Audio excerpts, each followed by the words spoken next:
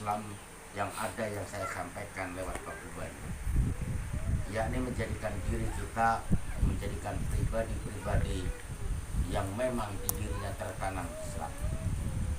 Apa itu Islam? Kita ambil yang dari selamatnya aja. Selamat dari mana? Tentu kita di dunia kepengen selamat, di akhirat kepengen selamat. Jalan apa yang harus kita tempuh untuk mendapatkan selamat dunia dan selamat akhirat? Yakni satu-satunya jalan adalah takwa dulu. Takwa yang sebenarnya takwa yakni umum di luaran sana berbicara bahwa takwa yang sebenarnya takwa yang menjalankan semua perintah yang Allah perintahkan, menjauhi apa yang Allah larang. Kadangkala kita ini sudah tahu, tetapi kita ini sengaja bahkan mencari satu yang kadang-kadang hidup ini aja yang harusnya simpel dipikir dulu. Maaf, 1000 kali maaf akan saya sampaikan bahwa banyak di antara kita yang tidak mau bersyukur atas nikmat yang Allah karuniakan, bahkan seakan-akan melebihi yang diminta itu apa yang sudah Allah tentukan. Allah itu zat yang gak bisa kita atur. Allah itu zat yang ngatur kita. Jangan sekali-kali kita menginginkan sesuatu yang lewat jalur yang sudah Allah, bahkan Allah murkai. Bahkan kita ketentuan Allah itu harus kita jalankan. Di lebah mana atau di tempat mana yang kita, Islam yang membentuk kita. Bagaimana caranya kerjakan apa yang diperintahkan oleh Islam. Yakni hari ini sebenarnya kita adalah menjalankan perintah itu yang letaknya yakni di thalabul ilmi fardhun ala kulli muslimin wa muslimat. Mencari ilmu itu sudah wajib bagi kita semua. Kalau Rasulullah aja bersabda yang demikian, yakni kita sebagai umatnya, pengagumnya, yang berharap atas syafaatnya, tentu harusnya tidak bisa menyampingkan antara belajar kita. Belajar yang bagaimana? Kadang-kadang hari demi hari kita tidak sadari bahwa sering saya katakan sebenarnya Al-Quran yang 30 juz yang bersumber atau umumnya orang bilang Al-Quranul Karim itu sudah banyak orang yang khatam, bahkan anak sekecil, anak-anak yang sekarang sudah hafiz Al-Quran tetapi dia tidak tahu isinya Al-Quran, hanya sekedar membaca. Sudah banyak dan di mana-mana orang yang mengkhatamkan Al-Quran, hafiz Al-Quran sampai berjajar bahkan dilombakan. Bukan kita. Kadang-kadang kita api-api tidak dengar. Saya akan coba sedikit sambil menukil. Jangan pernah takut miskin karena sedekah. Jangan pernah takut melarat karena kita beribadah. Jangan pernah takut kita nyungsep hidup kita karena kita berderma. Asotarko tanpa ubala. Kalau orang-orang yang mau bersedekah, insya Allah kita dijauhkan dari bala itu. Tetapi kadang-kadang ini susah. Teorinya doang yang gampang. Coba kalau yang sudah mempraktekkan, insya Allah ketemu. Karena apa? Saya sebelum nyampein saya sudah praktek bahwa saya kalau sudah dapat itu sebelum saya belanjakan ke keluarga saya coba bagi ke orang lain. Alhamdulillah sampai sekarang ini saya bukan pamer, saya nggak kurang duit. Nah ini kenapa saya cerita?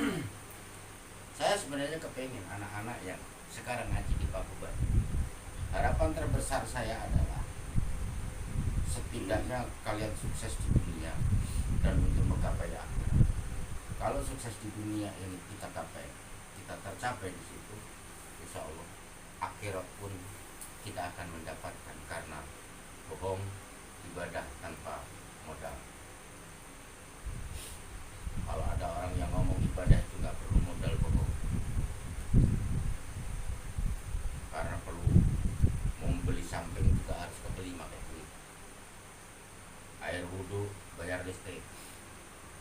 mandi tetap bayar listrik karena ditarik sama saya. Bagaimana kalau nggak pakai itu? Maka saya katakan bohong, ibadah tanpa modal. Tetapi bagaimana kalau dibanding modal yang itu untuk ibadah dan modal yang di luar ibadah, bahkan maksiat, kadang-kadang lebih gedean yang dimaksiatkan. Maka mari kita mulai membaca diri kita sendiri.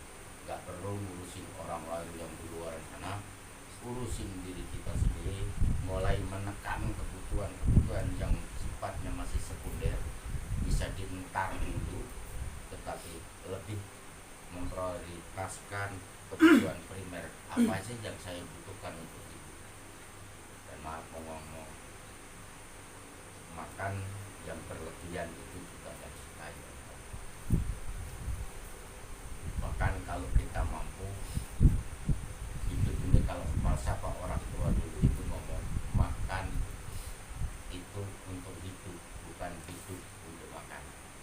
Tapi kalau makan untuk hidup, sekedar isi perutnya terisi dan di situ nutrisi kandungannya bagus, insya Allah kita akan sehat.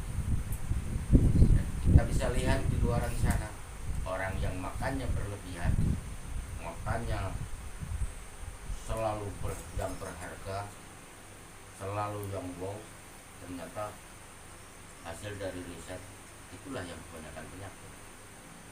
Kita tengok orang tua-tua kita yang terdahulu, yang notabene tiap hari kerjanya hanya masuk bertani, tetapi orang-orang yang tua-tua yang dulu umurnya sampai panjang, padahal makan juga hanya sekedar. Bagaimana dengan orang yang sekarang? Makan terpenuhi dengan gizi, proteinnya, karbohidratnya komplit, vitaminnya komplit, penyakit pun sampai komplit, akhirnya complicated, masuk ke rumah sakit. Ya ini kan jangan sampai terjadi. Maka kenapa ini saya sampaikan, mari mulai sekarang berjanji dengan diri kita sendiri. Gak usah berjanji dengan siapa. Saya harus bisa, saya harus bisa, dan saya bisa mengontrol diri saya sendiri dan tidak akan mengeluh ke manusia lagi. Saya akan mengeluh ke Allah. Bagaimana caranya? Ini malam pacul langit, ini saya ingatkan lagi. Malam hari langit pacul, siang hari pacul. Insya Allah kalian akan ketemu jalan itu. Kalau ada yang nanya bagaimana maculin langit malam, tahajud, pikir, munajat kepada Allah. Siangnya bekerja sesuai dengan rutinitasnya. Insya Allah hasilnya seimbang. Dengan demikian kita menjadikan orang-orang yang senantiasa hidup kita seimbang.